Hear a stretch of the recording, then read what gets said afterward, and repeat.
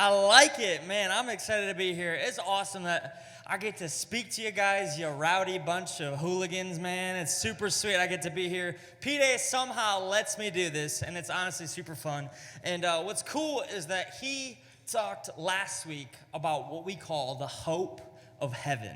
Now, the hope of heaven, I'm going to talk about something way less cool, kind of. It's not as fun. We're going to call this week the curse of earth. Now, it might not feel as fun, but bear with me, right? We're going to get there, right? It might not feel as fun, but when we look at what God is doing, what God has done, and we look at all these things, we see that God has a specific he's got a plan, right? You always hear God's got a plan, like he's got it, right? Well, we see that in the Word that this is true. And what I like, last week, he brought in this scripture, Genesis 1 through 2. It says, in the beginning, God created the heavens and the earth. Now, that's sweet.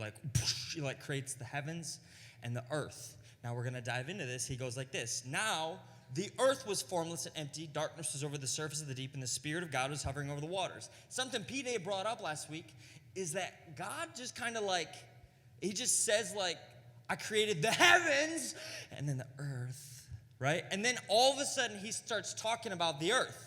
The heavens, the massive heavens. It's not small, right? You look up we talked about the second and third heavens. We look up in the sky, you see the heavens, right? That's some big stuff happening out there. We got Jupiter, we got all the planets, we got all the stars, right? All of that massive stuff happening, and still somehow God is talking about earth. And that's weird, right? You look at it and you're just oh, he moves so quick from talking about all of this big heavens to this little earth. Now, last week, PD's hey, put on your scuba gear, we're gonna dive in. We finna dive some deeper today, so you better be filling up that refill tank, right? Because we're gonna be going super deep. And the reason why we have to do this is because there's some people struggling. If we're always going shallow, we're never going deep, hey, what the heck, man? What am I doing, right? Because some of y'all are dealing with some deep issues, so we're gonna dive deep. That's what I'm talking about. So if you look and you see earth, right? You see what's going on earth. You're okay, I live here, right? Welcome to earth. Some of y'all barely live here, if you know what I mean, right? And you look around, there's so many questions that are constantly coming up. You go to science class, you go to all biology class, you're learning about geography, you're learning about all these things, and there's all these questions that are just permeating in the back of your mind half the time. Questions like, where did we come from? Questions like, why am I here? Questions like, is the earth the center of the universe? How did the earth come to be? What was the process of it being made? We have all these questions about the earth happening all the time. People are asking where did life come from? What is life? What defines something living versus something not living? And we have all these questions about the heavens, right? We have so many questions about the heavens, but we have just as many questions about where we are, about who we are, about earth. Earth, just because we live here, doesn't mean we don't have questions. Y'all be watching Planet Earth on Discovery Channel, and you're just that's crazy. How does that happen, right? How does a cheetah run that fast? We have so many questions, even though we live here on Earth, and I know one thing for certain, there's a lot that I don't know, and I'm pretty gosh dang smart, you know what I mean, okay? There's a lot that I don't know, but I do know one thing for certain. If you look at the Word, there is an undeniable love, and there's something special that God has with the earth. Why? You look, we're not the biggest planet. You look, we're not the coolest looking planet. Saturn's got us beat by miles, you know what I'm saying? We're not by far we're not in the middle of the Milky Way. We're not maybe in the middle of our even solar system.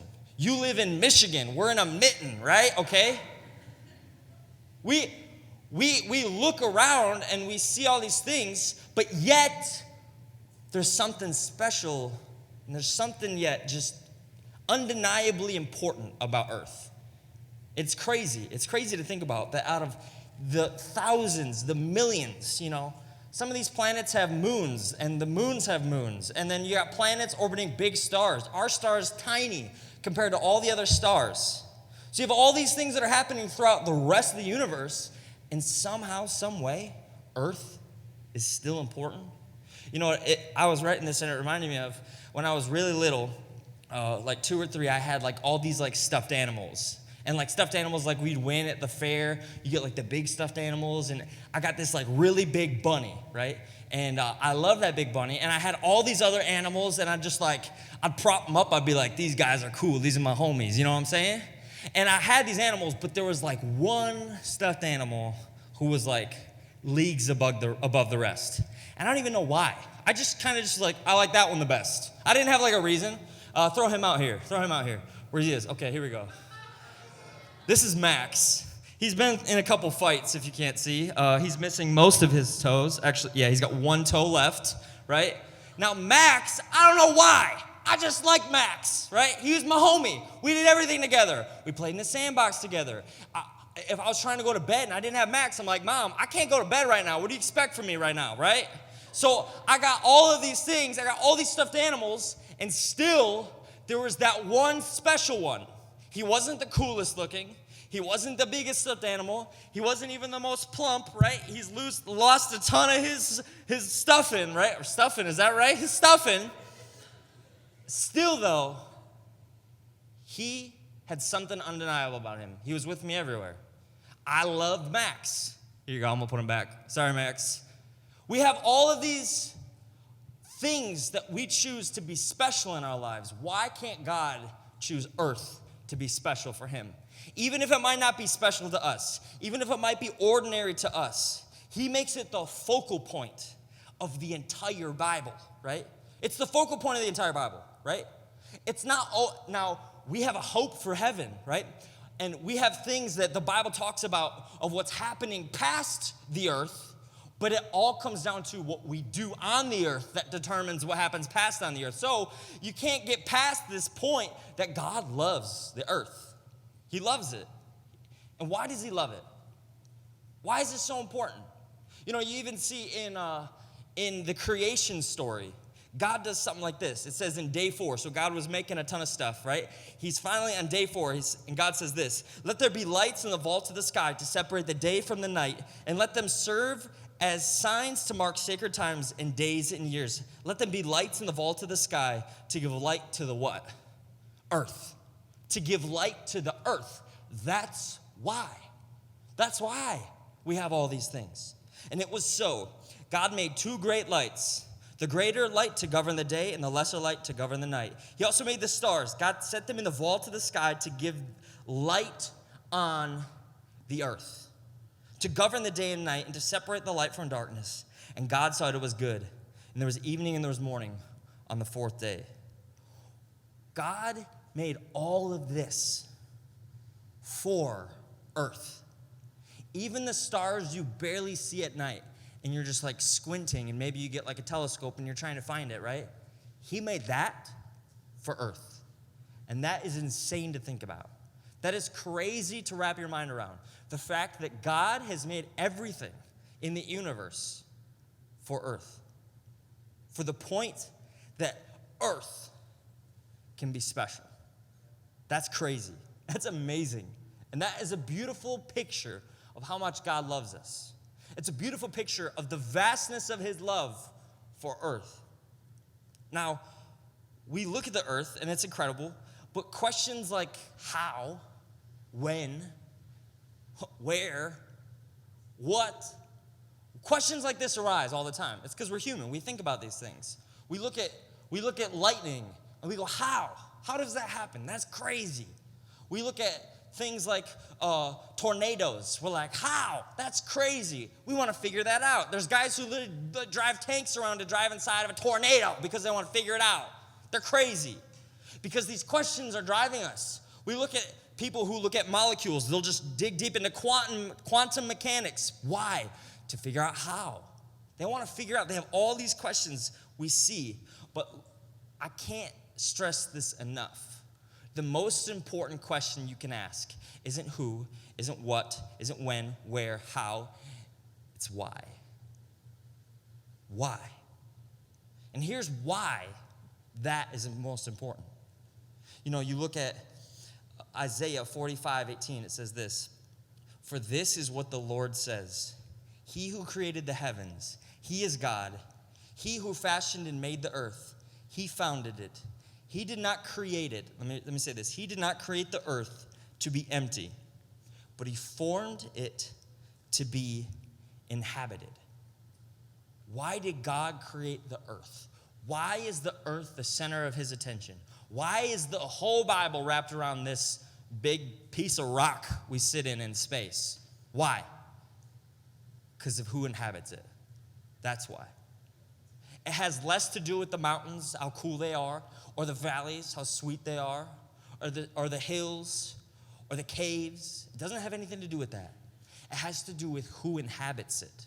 Now that's so important because people are constantly looking in the stars trying to find something in the stars when they realize the importance comes not from the rock we're standing on, but from the people who inhabit it. That's why Earth is important. That's why Earth is the focal point. And we look at science and we look at these things to help us explain the who, what, how, where, when. We look at it. But where we get tripped up is we forget to ask consistently why. We forget to sometimes. We're sitting in science class and we're learning the how. We're learning, when we think it happened or what made it happen. And we see all these things and we forget to ask sometimes, but why did it happen? You even look at things within Christianity. We're talking about the days of creation. Now there's debate as to how that even happened. There's debate as to when or what happened during those times. God made the earth, it says in the word, in 6 days, right? He made the earth in 6 days, seventh day he rested. Now that would be called the historical account of the 6 days of creation. The literal interpretation. When we read the Bible, it says first day he did this, he got up, made some fish, right? And he got to bed, right? Next day he got up. We think those are little 24-hour periods. And then there's other theories. There's the theory like the gap theory, which is the gap between Genesis 1:1 where God says he made the heavens and the earth, and Genesis 1:2 when he starts forming things on the earth. That there's maybe 1,000 years, maybe 1,000,000 years, maybe 1,000,000,000 gap between those. Then there's another theory, which is the day age theory, which is where they take the word that the Hebrew uses for day. Now, I told you we finna get deep, so pay attention, right? Where Hebrew word for day, where they take that word for day, and they actually interpret it as something a little different, because that word for day doesn't always mean literally a day. Sometimes it just means a period of time. So when it's saying that God created it the first day, that might mean 1,000 years, 10,000 years, 1,000,000, 1,000,000,000 years, right? And we look at these, and you might be going I don't care. I don't care at all, right? Some of you might be going, that's all I've been thinking about. How? Now, the reason I'm talking about this isn't because it's not important. It's not important to have an opinion on what you believe the scriptures are saying, right? But the why never changes, even if the how did. Even if it took God a long stinking time, it doesn't change the why. Why? Why did God make you? Why did God make the earth? Because of who inhabits it.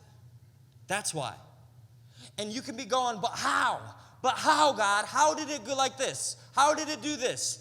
When was it made? Blah, blah, blah, blah. Those are important questions, but they aren't as important as the why. And you look at even beyond Christianity, you look into what they would consider science versus God. Let me tell you something. That's the dumbest thing I ever heard in my life. Science versus God.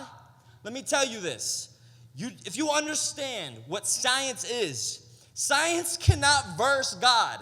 What is science? It is the interpretation and experimentation of the natural world. Now, I don't know if you know this. Is God purely natural? No, he ain't. He's beyond that. So how? Tell me how something like science, which is great. It's a tool of the Lord. I believe he teaches us that, and he gives us the intuition to understand how and why or when. He gives us all the intuition to understand that. But the only person who can answer the why is what lies beyond the natural. It's true. The only person who can answer the why is what lies beyond the natural. See, even scientists, they carry a worldview. Regardless of whether or not you're a scientist or not, you carry a worldview. And so if science is only a tool, it's just like a camera, right? It's a tool. It's a means to understand. It's a means to interpret stuff. But once I get that information back, I still have a bias and a worldview. I do. I believe God exists. Once scientists get that information back, right? Let me tell you, okay, maybe they believed in the Big Bang, right? If they already in their head interpreted God isn't real, they're going to find things to try to explain the way the world is the way it is. Let me say that again. If they do not believe in God and they've already made up their minds God is not real, how do they explain all this? They got to find some way, right? They got to find some way. But let me tell you, science has shown us less of the universe than we think. Now, I'm not here to bash science at all. I love science. When I was little, I was like, I want to be a scientist, right? Me and Max, we finna be some scientists, right? Then I realized I ain't that smart. But when we look at what science gives us, what does science give us? It tells us that, maybe a long time ago there was a big explosion. We think. We have nothing to back it up. We have nothing to prove it. We have some equations, which is cool. I like it. I can get down with that. But when we look at what science gives us, if you take the picture of the universe and you take a slice of that universe, that's how much we know. That's how much science gives us. We still got the rest of it. We still got everything else. There is so much we don't know. We don't know. There's so much we don't know. And science, if anything, science shows us how much more there is that we don't know. We can't reach the edges of the universe because it's expanding at a rate where we'll never see what was beyond that. That blows my mind. The fact that there's so much we don't know. If you already believe that there's no God, you're going to find ways to fashion theories to build off of that bias. I'm just saying. And I'm not saying that God didn't make it in a Big Bang, right? He's possible. But you ask a scientist, let me ask you this. What happened before the Big Bang? Who was there? Singularity. Yeah, singularity. And you look inside of a singularity, what's there? Infinity. Einstein predicted it. He predicted that at the center of a singularity, we don't know. We don't know. Why? Because time actually stops inside of a singularity. Man knows what you're talking about. So do I. Time stops within a singularity. What happens when time stops? Who's beyond that? God. That's what's cool. That's what's cool because science can only take us to the point in which the natural world ends. What's beyond that? What's beyond that? Science can't even decide and can't even tell you why you're conscious. What makes humans humans? What makes us unique?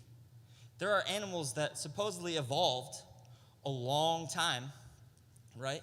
There are animals that supposedly have been around a lot longer than us, and yet we still, at some point, we have a conscious. We have something inside us that longs for meaning, that longs for more. Science is amazing, man. And I'm not here to get all scientific, right? I ain't about that life, right? I'm a preacher, okay? What I'm telling you is this, right? If you want to have a scientific discussion, let's hit it. Let's hit it right after. I want to talk to you about it. But here, in this moment, all of this encompasses in this one idea. God uses science. Science doesn't use God. Right? You can't verse something that aren't equals. Science is an interpretation. Science is a means to understand the what, the how. Does science ever tell you why you're here? Does it tell you your meaning in the universe? Yet you still stay up late at night going, why am I here? You still have this complex. Does that sound like survival of the fittest to you, where you break down because you don't know if you have meaning? Or wait, does this sound like survival of the fittest to you when you go, oh man, that wasn't good? Does science explain morality? I don't think so. How can science determine what's good and what's bad? It just says what is. Only God can. Because that's the realm of values, right? Science doesn't dip its toe into the realm of values. It only dips its toe into the realm of thoughts and interpretations of ideas and facts, right? Things we know. Cool. I love that. But there's so much we don't know.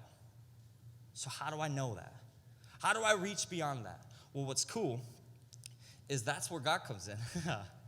See, he set up this thing called the natural law, where things just move like they're supposed to, right? I let something drop, gravity takes it to the ground. I throw something, it's going to move it. We see all these laws happening all the time. We see all of these things moving. That's God's natural law. He set that into motion. And when he set that into motion, here's what's cool. He has the right to maybe pick some stuff out of it and move it around if he wants. Those are what we would consider miracles.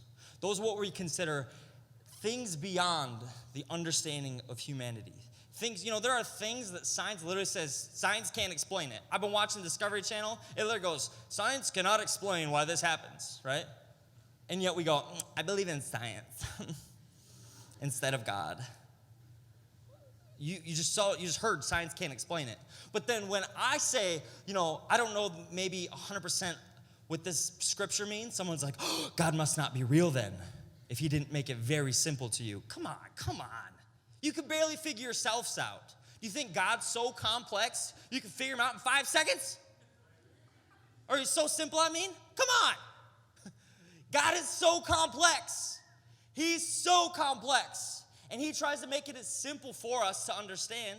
But ain't no way you're going to read something and be like, I understand everything now. That's not how it works. You ain't going to go up to Albert Einstein and you're able to drop that EMC squared. You know what I'm saying? No, hit me up with those equations, dog. I'm going to understand them in 5 minutes. No. Why? Because this is complex stuff. And I'm not going to pretend I know everything. I'm not going to pretend it. But other people can't pretend that science knows everything either. They can't pretend that we know everything about the universe, because we don't. And even Albert Einstein said this, it says, science without religion is lame, and religion without science is blind. Because you can know the how, but it'll never push you into understanding the why. It'll never get you off your feet to move forward in life. You will just be hopeless. Because let me tell you, there's more years before and after you die than there are when you're alive. So if all those years exist, I kind of want to know what goes beyond that. That's what we would call metaphysics. It's beyond the physical world. And that's more important than understanding what goes beyond in the world we know today. Because what we see happening here, and are not just scientific discoveries, or not just cool things. I love what's happening in science. I love it. I talked about it, Collision, man. The rocket's taking off. Like, I love SpaceX, Elon Musk. Let's go, dog. That gets me pumped up, right? I love when that stuff's happening. But that doesn't answer why. Doesn't do it. You look at this C.S. Lewis quote, and now C.S. Lewis dives deep, so I'm going to try and get through this. It says, science works by experiments. It watches how things behave. Every scientific treatment or statement in the long run, however complicated it looks, really means something like this. It means I pointed a telescope to such and such part of the sky at 2:20 a.m. on January 15th and saw so-and-so. Do not think I'm saying anything against science. I'm only saying what its job is. But why anything comes to be here at all, and whether there's anything behind the things science observes, is something of a different kind. This is not a scientific question. What is the question? The question is why? Why? Why am I here? What am I doing on this earth? What does earth mean? What is its meaning? What is its meaning? Raise your hands. How many of y'all struggle with understanding your meaning? Y'all struggle? Okay. I was talking to an atheist one time. I asked him that. You know, he said, I struggle with meaning. What? I struggle with meaning. Because they've never been given the answer to the why any time in their life.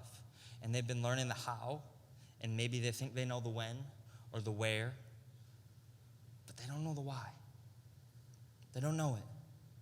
And we live on this earth, and we see what's happened with the earth. We see what's going on around us. And many of us go, why? You know, you look at the word, it says, God saw all the things he had made, and it was very good. And there was the evening and there was morning, the sixth day. This is the sixth day God made the earth. On the very last day before he rested, he saw everything he had made, and it was very good. Now, you might just be like, cool, he thought that was good. No. It was very good. If you don't know how important that is, I'm going to show you how important that is. This is a big deal because the word says, good and upright is the Lord. That not only does God do things, he is good. He is the personification of it, right? He is good. He's not just like, I do good things. Everything he does, anything he does is good because he is good. So we look at the earth, when he's looking at the earth and he says, it was good, he was saying it is of the caliber of the good that I have, of the good that God has. It is good. He saw all that he made and he said it was good. But the state of the earth was dependent on the state, remember, of its inhabitants. Why does God care so much about the earth? Why? Because we're here.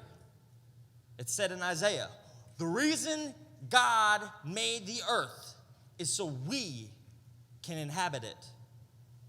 The reason he made that is so we can inhabit it. And when sin had entered the hearts of man, and when sin had permeated into earth's inhabitants, it permeated into the soil of the earth. It permeated into the ground. Cursed is the ground because of you, it says in Genesis. Through painful toil you will eat food from it all the days of your life. It will produce thorns and thistles for you, and you will eat the plants of the field. By the sweat of your brow you will eat your food until you return to the ground. Since from it you were taken, for dust you are, and to dust you return. This is a big deal. Just as it was a big deal that God said it was good, now all of a sudden, something to the caliber of the goodness of God has now just wrecked. Why? Because of its inhabitants. The reason and the purpose of the earth is to be a place for those who inhabit it. And when the inhabitants have fallen, so has the earth. When the people who hold upright the pillars of the earth have fallen, so does the foundation of the goodness on the earth. And we look, this is the first time in the Bible we get a clue, right? God had made heaven, and then he had separated himself within the universe from a place called hell, where God's presence doesn't dwell, right? So now there's only two places. There's heavens and there's hell. Heaven is good. Hell, bad, right? Now all of a sudden we get this new place called earth, which was good. And now it's cursed. Now it carries within the soil and it's within its inhabitants a curse. But something's different because hell is a place void of God. He doesn't go there. That's what makes it hell. Heaven is a place permeated with God. Earth is a battlefield where heaven and hell fight for its inhabitants. That's what the earth, that is the power of this place. And some of y'all, you're trying to understand like this curse, right? What is a curse? And you just think maybe curses are bad things that happen. Listen, bad things happen to a lot of people a long time, right? Bad things are always there's a problem with pain, right? Pain is gonna be there. Pain is a part of life. And it hurts, and it sucks, it ain't fun. You know, I hate waking up, man. That's like the worst feeling. Waking up, come on. I hate it so much. And I don't necessarily have a family that, like, helps me not wake up. You know, they're kind of bad at that. Who here, like, you have a room with a brother or sister and they got an alarm clock that they just keep snoozing? You know what I'm saying?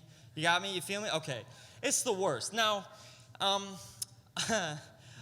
that's not really bad for me when my siblings, when she doesn't snooze her alarm, that doesn't bother me. I'm a very deep sleeper. So if she snoozes it within 5 minutes, I'm Gucci, right? I go back to sleep. But there's been some times when she goes over to her friend's house, right? And she sets her alarm still. And I'm like dead asleep, having some sweet dreams, right?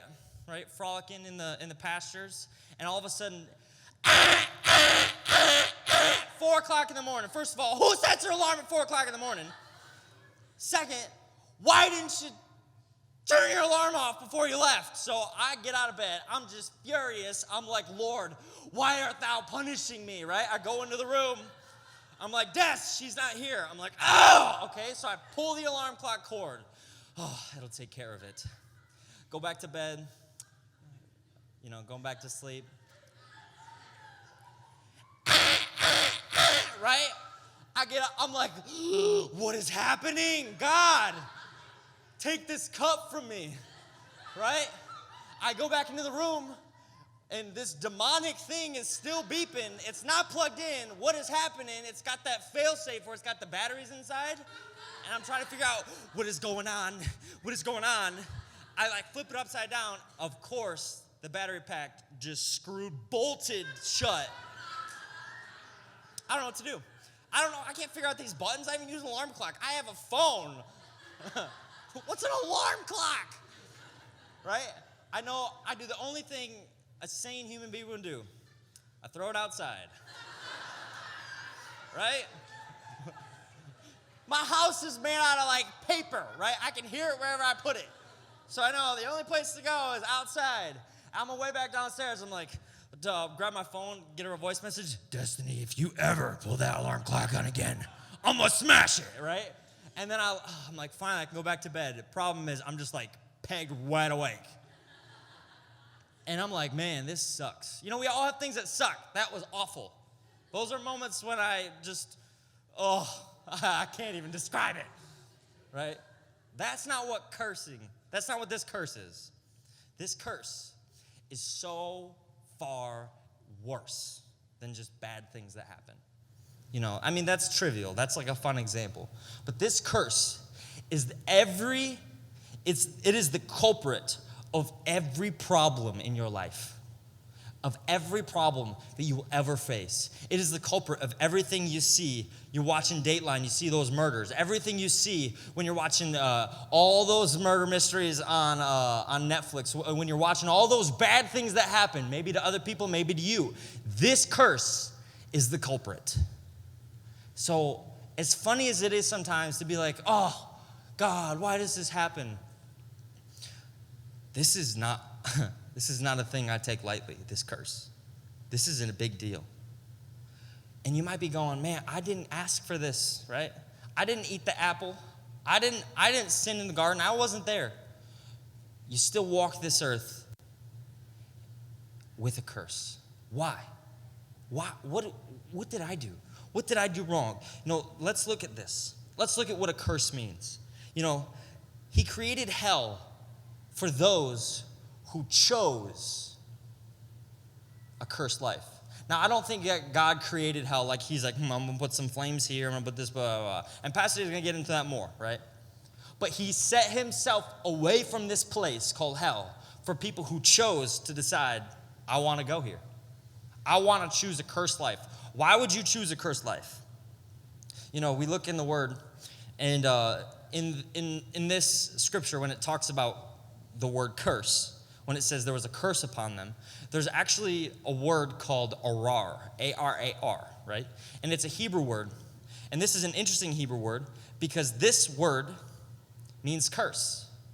It means curse, and that's what it means. Now, I also thought it was interesting that there's a homonym. Now, two totally separate words, but they literally are pronounced the same way. Arar. They're pronounced exactly the same way. But this other word means this. It means stripped. It means destitute. It means to be undressed. When Adam and Eve chose to eat from the apple, what they chose to do was undress from the blessing of God. And you know what they realized? What did they realize? I'm naked, right? I'm stark naked. And they chose to clothe themselves in the curse.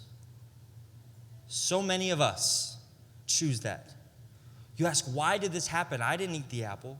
But yet daily, you know God's plan for you.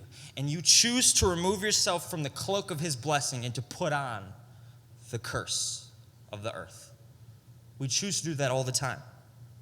We choose to undress ourselves from his blessing. We choose to take off his blessing. God didn't choose to curse you. You might think that. You might think that he's a kid with a magnifier glass and you're on an anthill. You might think that he's just trying to pick on you. He did not choose to curse you. He looked on the earth and he said, this is very good. But when we decide to walk away from him, we're deciding to clothe ourselves in the curse and not take up his blessing. That's what we're deciding. When we disrobe ourselves from his blessing, we're open to all the attacks of the enemy, right? We're not strong enough to withstand that. We're not strong enough to hold on to hope unless we're in the protection of God's blessing.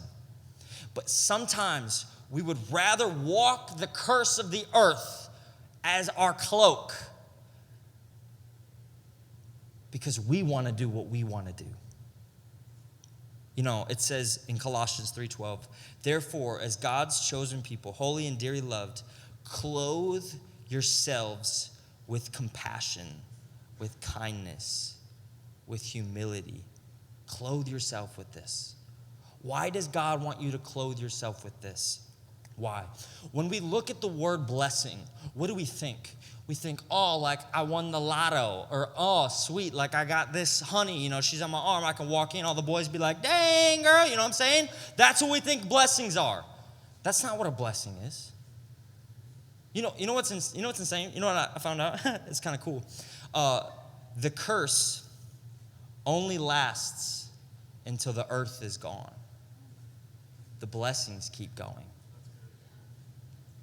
Blessings are eternal. The curse of the earth only lasts so long.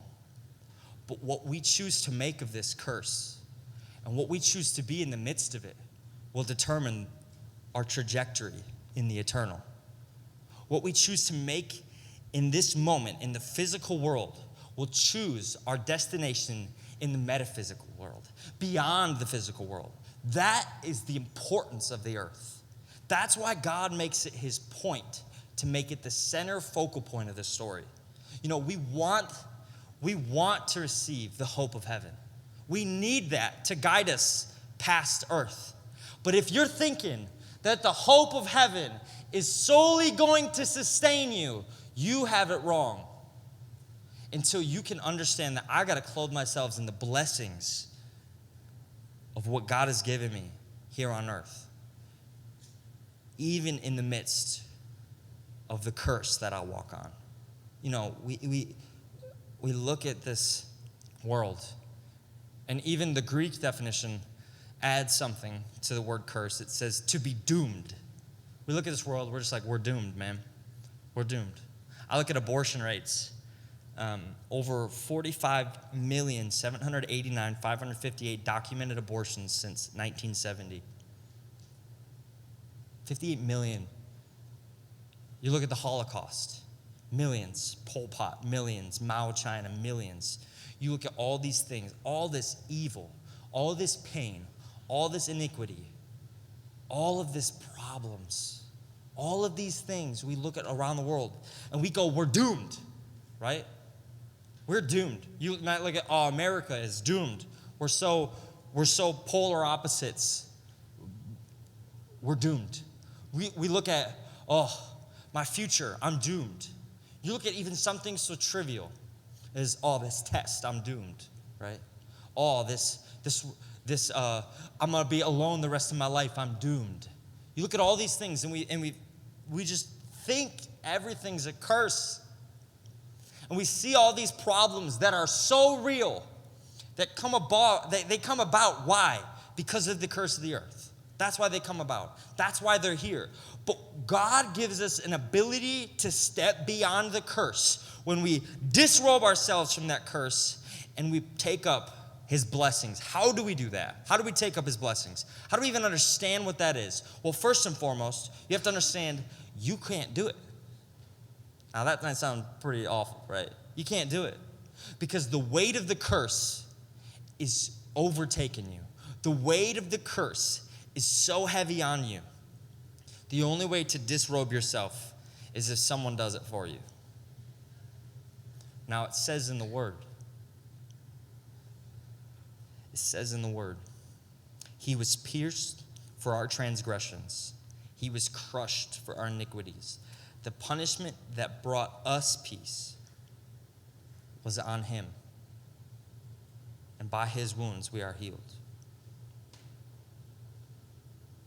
The curse of man is limited, but the blessings of God isn't. And the fact that he was willing to take the curse off of you, put it on himself, and say, I'm going to take these problems. I'm going to take this curse.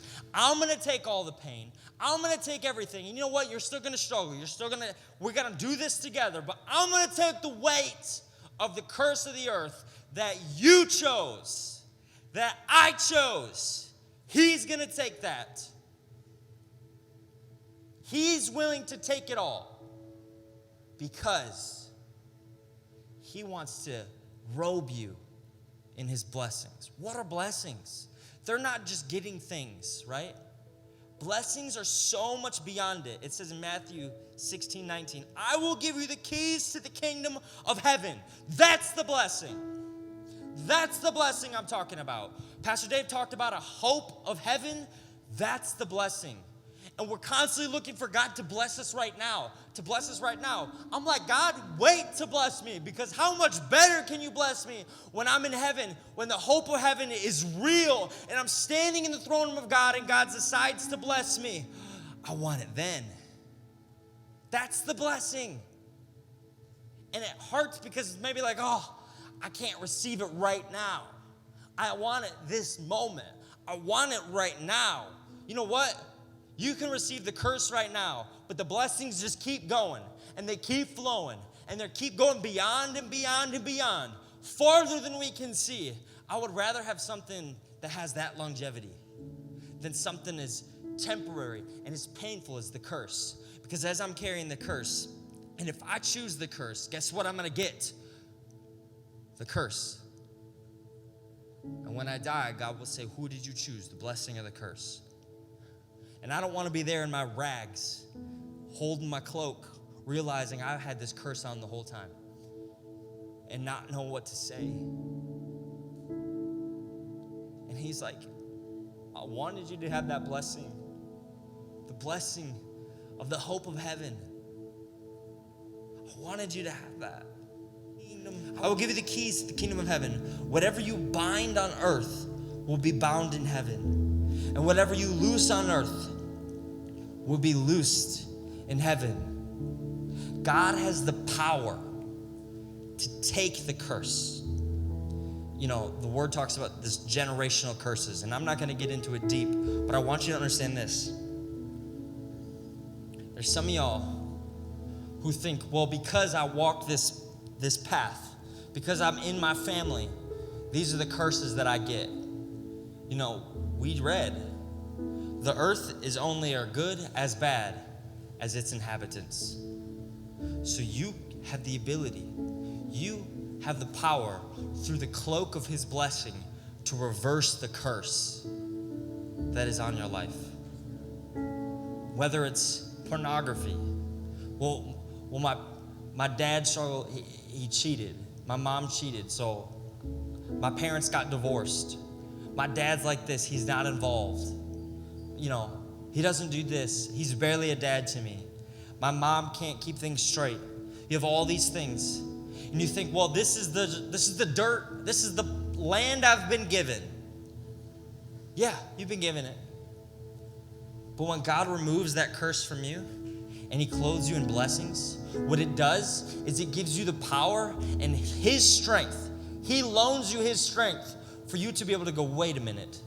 This soil, the earth that I'm on, the curse that I live on, is only as powerful as its inhabitants.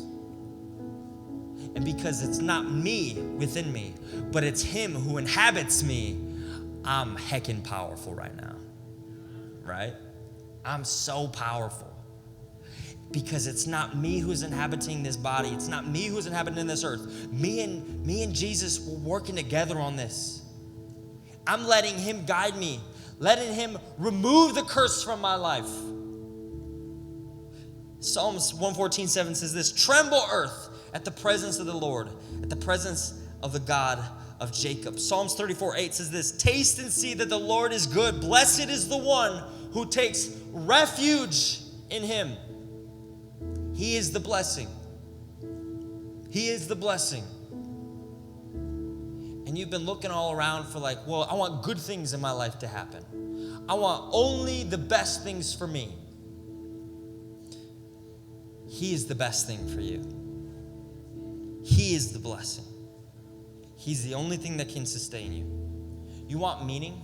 You want meaning in your life? You really do? You've been looking for it for a long time? You look at this idea of meaning. It's what gets us. It's what sustains us through pain. Pain is gonna happen. We live on a cursed earth. But the only thing that can sustain you through the pain is the hope of Jesus Christ. It's the hope of him. And that he imparts a little piece of heaven. He still looks out at the earth, and although it's permeated with a curse, he still sees the good. He still sees it. He doesn't see it in the soil. He doesn't see it in the mountains. He doesn't see it in the rocks. He sees it in those who inhabit the earth. Us. His people. His children. Who he died for, who he became. He loves you so much. Can we bow our heads and close our eyes?